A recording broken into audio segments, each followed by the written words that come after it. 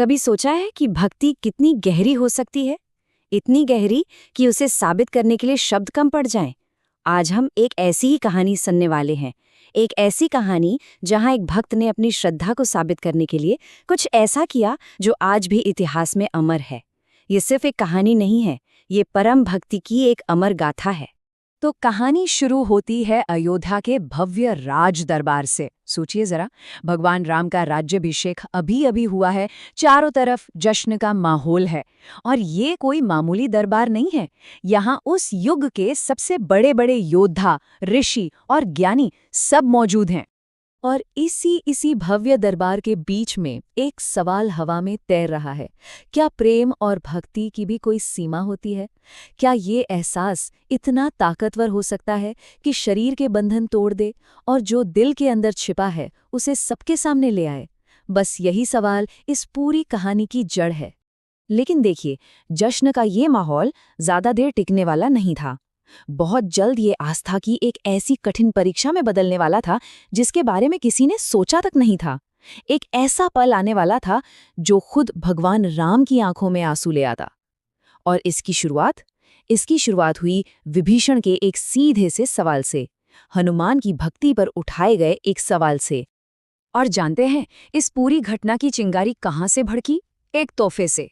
जी हाँ, दरबार में उपहार बांटे जा रहे थे और बस वहीं एक बेशकीमती चीज को बेकार समझ लिया गया। और इसी एक बात ने पूरे माहौल को बदल दिया।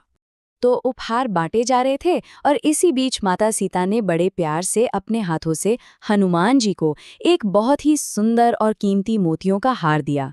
ये कोई मामूली हार नहीं था, बल्कि शाही खजाने के सबसे अनमोल रत्नों में से एक था। लेकिन इसके बाद हनुमान जी ने जो किया उसे देखकर ना दरबार में सब हैरान रह गए। उन्होंने क्या किया? उन्होंने उस कीमती हार से एक एक मोती निकाला, उसे अपने दांतों से तोड़ा, उसे गौर से देखा और फिर बड़ी आसानी से जमीन पर फेंक दिया। आप सोच सकते हैं, पूरे दरबार में खुसुर-फुसुर शुरू हो गई कि भाई ये हो क्या रहा है। अब ये सब देख के विभीषण से रहा नहीं गया। उन्होंने पूछ ही लिया कि आप माता सीता के दिए इस इतने कीमती तोहफे का अपमान क्यों कर रहे हैं? इस पर हनुमान जी ने बड़ा ही सीधा सा जवाब दिया। उन्होंने कहा, मेरे लिए तो हर वो चीज पत्थर जैसी है जिसमें मेरे राम का नाम ना हो। मैं तो बस इन मोतियों में अपने प्रभु को ही खोज रहा था।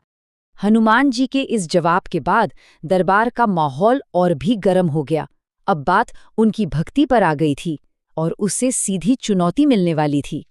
देखिए, हनुमान जी का जवाब बहुत भोला था, लेकिन बहुत गहरा भी। पर वहां कोई समझ नहीं पाया। हुआ ये कि उनकी इस सीधी साधी भक्ति पर पूरा का पूरा दरबार जोर जोर से हंसने लगा। सोचिए, इतने बड़े बड़े ज्ञानियों और योद्धाओं की सभा में उनकी आस्था मजाक बनकर रह गई।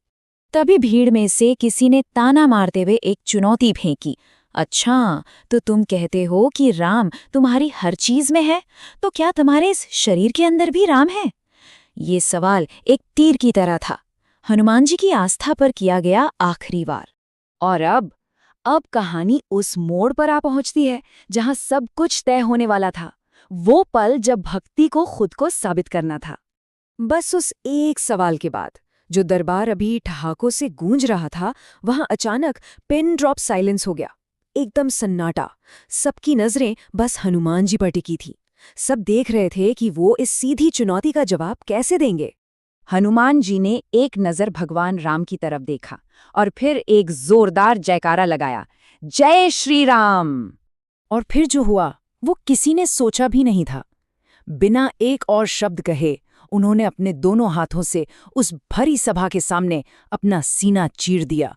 और अंदर का जो नजारा था, उस पर तो किसी को अपनी आंखों पर यकीन ही नहीं हुआ। दरबार में मौजूद हर एक इंसान की आंखें हैरानी से फटी की फटी रह गईं। हनुमान जी के दिल के अंदर मांस या खून नहीं, बल्कि खुद भगवान राम और माता सीता एक दिव्य सिंहासन पर बैठे थे। और सुनिए, चमत्कार यहीं खत्म नहीं हुआ। कहते हैं कि उस शांत दरबार में उनके खुले दिल से जो धड़कन की आवाज आ रही थी, वो सिर्फ एक ही नाम का जाप कर रही थी, राम राम राम। अब किसी शब्द की जरूरत ही नहीं थी। ये भक्ति का जीता जागता सबसे बड़ा सबूत था। तो इस अद्भुत नज़ारे को देखने के बाद सारा झगड़ा, सारा शक सब खत्म हो गया। हनुमान जी की आस्था को सबसे ऊंची मान्यता मिल गई थी। अपने भक्त का ऐसा गहरा प्यार देखकर खुद भगवान राम भी इमोशनल हो गए।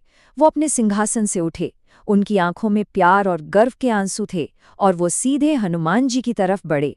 उन्होंने हनुमान जी को गले लगाया और पूरे दरबार के सामने ऐलान किया, हनुमान, तुम्हारे जैसा भक्त न कभी हुआ है और न कभी होगा।